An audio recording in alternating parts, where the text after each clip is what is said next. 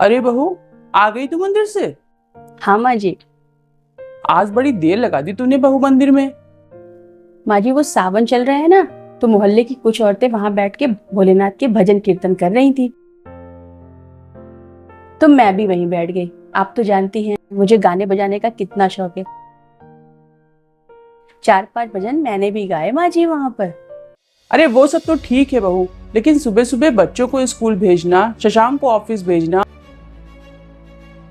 बच्चों के लिए टिफिन बनाना, शशांक के लिए नाश्ता बनाना, ये सब भी तो तेरी जिम्मेदारी है। क्या माँ जी, इतना बढ़िया मूड लेकर के आई थी मंदिर से, और आपने घर आते ही शिकायतों का भंडार लगा दिया। अरे सावन भरी तो होता है भोलेनाथ की पूजा का विशेष महत्व। मैं बहुत दिनों से देख रही हूँ तुझे। अरे घर के प्रति भी तो तेरी कोई जिम्मेदारी है।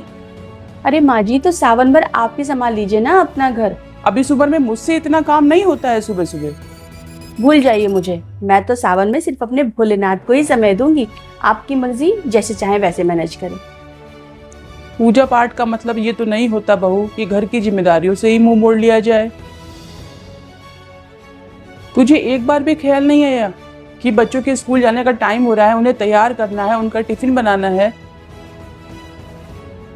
तू इतना भजन कीर्तन में लीन हो गई कि तुझे घर की जिम्मेदारियों का होश ही नहीं रहा।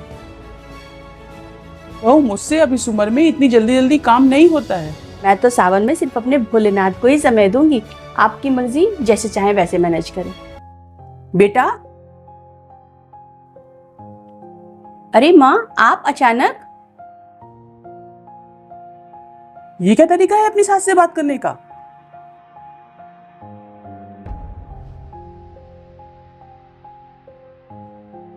मैंने तुझे ये सिखाया है कि बड़ों से इस तरह से बात की जाती है? देखो ना माँ, सासू माँ मुझे भोलेनाथ की पूजा करने से रोक रही हैं। हाँ सुना मैंने, भाभी जी तुझे रोक नहीं रही हैं, बल्कि तुझे समझा रही हैं कि एक औरत के लिए उसकी प्राथमिकताएं क्या होती हैं।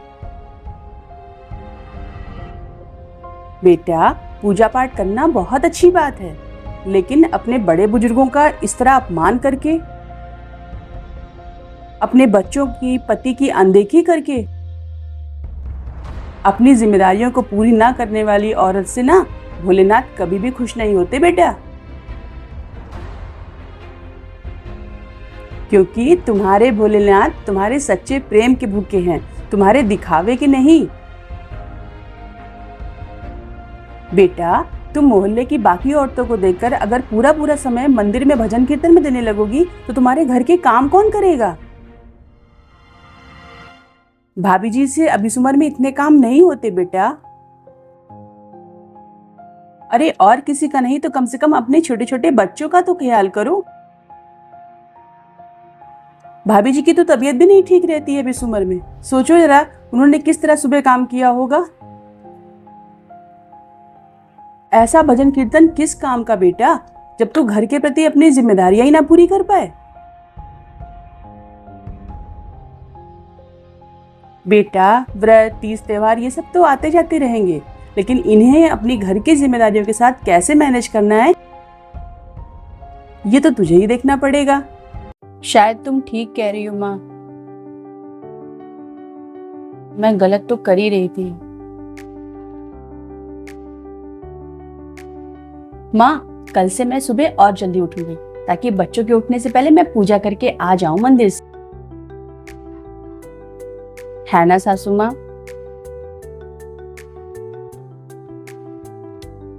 चलो, मेरी ना सही, कम से कम अपनी मम्मी की बात तो समझ में आई तुझे। थैंक यू माँ। और सॉरी सासू माँ, जो मैंने आपसे ऊंची आवाज में बात की।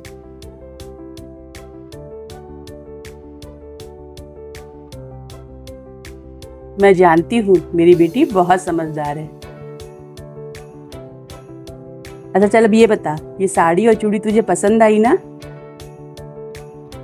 सावन चल रहा था, मैंने सोचा तेरे लिए हरी साड़ी और हरी चूड़ी तुझे दे आऊं। लाओ माँ जल्दी से। जिसके पास आप जैसी 2 माएं हो ना, वो भला गलती कैसे कर सकता है?